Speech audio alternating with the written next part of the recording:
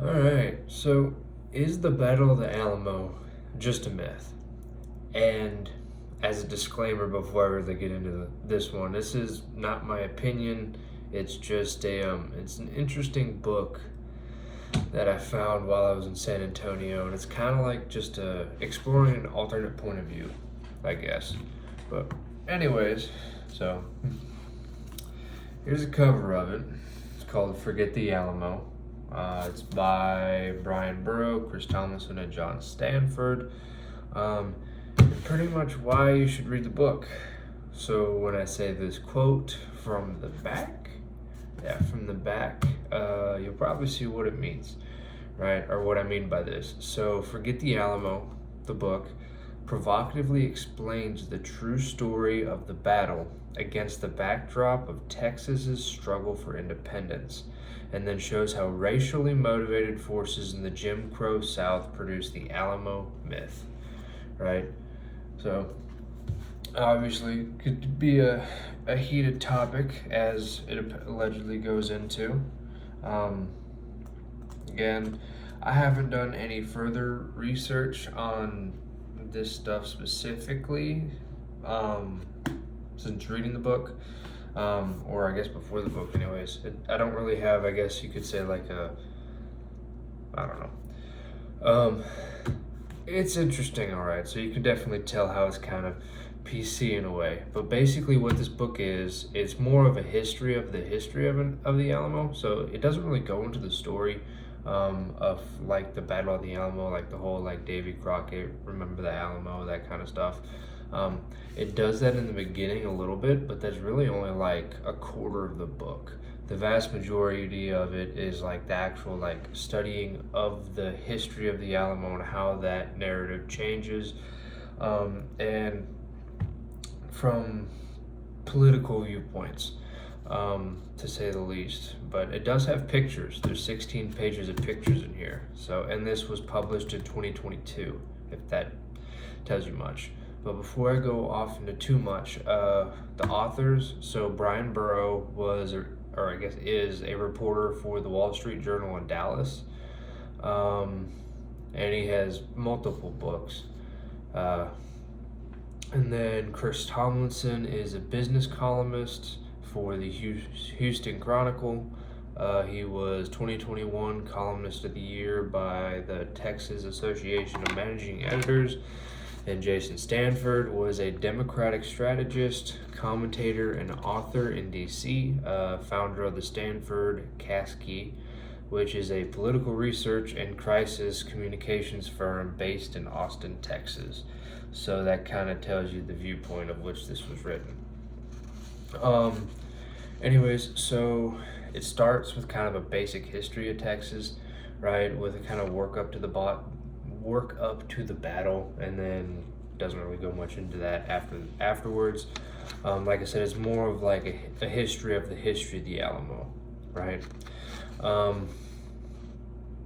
So as you can probably tell, a lot of it has to do with like it's kind of writing about the Alamo with respect to I guess racism and kind of like your politically correct stuff. I think the direct term they use is called revisionism.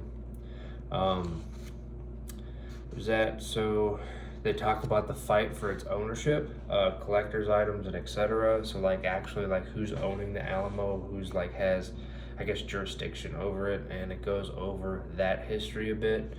And then to take another quote, so the problem though is that this is one term they use a lot, is the heroic Anglo narrative, which is the whole like Davy Crockett, remember the Alamo, that kind of stuff.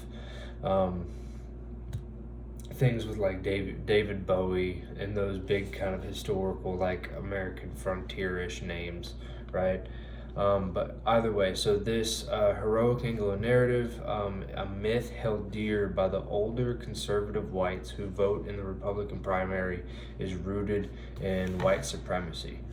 And that comes from the afterward-ish. And I guess finally, to take kind of a final quote for context, so The Alamo is a troubled symbol of the crimes against indigenous people, and they are offended by the idea of spending nearly $500 million on a monument to so-called Anglo heroes who fought for the perpetuation of slavery and the villainization of Mexicans, right? And so one of the things they do in this book is give examples of like Hispanic people who live in the area of San Antonio and stuff, who've basically been there their whole life, and talked about how they, what is it? I think they call it, they go there in their 7th grade class, I think, if I remember correctly from the book, and basically like they're always just like, that's kind of the turning point when like all their friends start going against them, call them names, bully them more, or whatever, with respect to the Alamo, right? And it kind of turns on a more quote unquote racist form, I guess. But like I said, none of this kind of video is not really putting my personal opinion in this one. It's kind of just putting this book out there.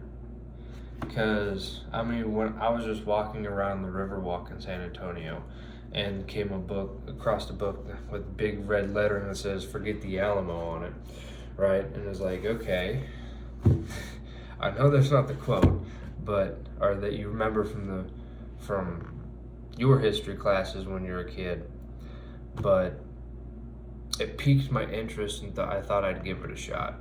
Because I do like looking at like alternative points of view, things that maybe I didn't think about before, or at least being aware of other arguments. I think that makes for a more well-rounded opinion if you were to develop one. And like I said, with respect to this topic, besides like your typical elementary to middle school history classes and stuff, I mean, I haven't researched the Alamo that in depth. I mean, besides going there, since I was in San Antonio for a hot minute, and just piqued my curiosity, and I thought I'd bring it up because, and maybe like get your guys' opinion too. So like, I don't know if I'll necessarily go more into this topic specifically, but it's kind of just like throwing a line out there. So if you guys have any comments or further like research, or maybe even an argument for or against or whatever, or maybe even like another source to look into, feel free to drop that in the comments or something. I'll probably look at it, especially if it's suggested. But like I said, not my opinion. And all of the, I guess you could say, emotionally charged words I've said in here were direct quotes from the book. But yeah, so mostly this was to kind of open this up for discussion. And yeah, I mean, it is what it is. I don't think I could say much more about it, but here's the cover of it. Right, and feel free to bring things up in the comments and such. Again, I don't really know where to take this one any further than that. It's just opening the discussion and see where things go. It's an interesting book, all right, but with that being said, I'll put a card for the other book reviews up in the corner, for just a playlist of all the books that I've done so far. But anyways, I'll leave this one here and hope to see you guys on one of those.